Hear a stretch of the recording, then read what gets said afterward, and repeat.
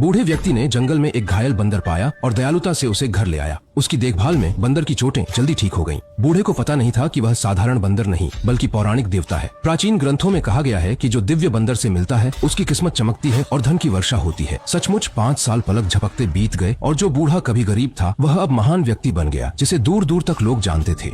जब भी कोई भिखारी दरवाजे पर आता, बूढ़ा व्यक्ति उसे सोने की दालें दे देता। उसकी उदारता जल्द ही चर्चा बन गई। लालची मुखिया ने यह सुना तो उसकी आंखें चमक उठीं। खजाने को पाने के लिए उसने निर्दयता से पूरे परिवार का नाश कर दिया और उसके अपराधों को पेड़ पर छिपे दिव्य बंदर ने देख लिया। 5 साल में बूढ़े का परिवार बंदर के दिल में प्रिय बन गया था। कुछ ही दिनों में बातूनी भिखारी की अजीब तरीके से मौत हो गई। जैसे ही खबर फैली, गांव में हड़कंप मच गया। लोग डर में डूब गए। दोषी मुखिया की हालत और खराब हो गई। उसे लगा कि उसने अशुद्ध चीज छेड़ी है, इसलिए उसने ल्यू एरिये को बुलाया। लेकिन वो बंदर जो अब दुष्ट आत्मा बन चुका था, धीरे धीरे करीब आ गया। एक बड़ा बंदर अचानक गांव में घुस आया और लोग इतने डर गए कि सांस नहीं ले पा रहे थे। बस देखा कि वो बंदर भीड़ में इधर उधर घूम रहा था।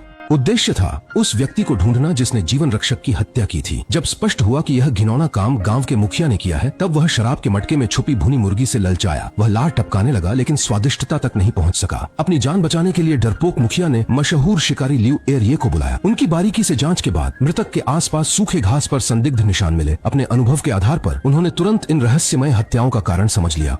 10 में से 9 बार पहाड़ के जीवों का काम होता है। पहले भी दूसरों का इन बंदरों से सामना हुआ है और वे शांत रहते हैं। फिर अचानक नीचे आकर लोगों को चोट क्यों पहुंचा रहे हैं, इसके पीछे रहस्य है। सच्चाई जानने के लिए उन्होंने चालाकी से जाल बिछाया, भुनी मुर्गी पर खास लुभाने वाला पदार्थ लगाया और उसे शराब के मटके में डाल दिया। फिर मुखिया से कहा कि 2 नाटक मंडली को बुलाएं जो मैदान में धूमधाम से नाटक करें, क्योंकि वह जानते थे कि बंदर स्वभाव से जिज्ञासु होते हैं और भीड़ भाड़ वाले स्थानों पर जाना पसंद करते हैं। और यह सच भी साबित हुआ।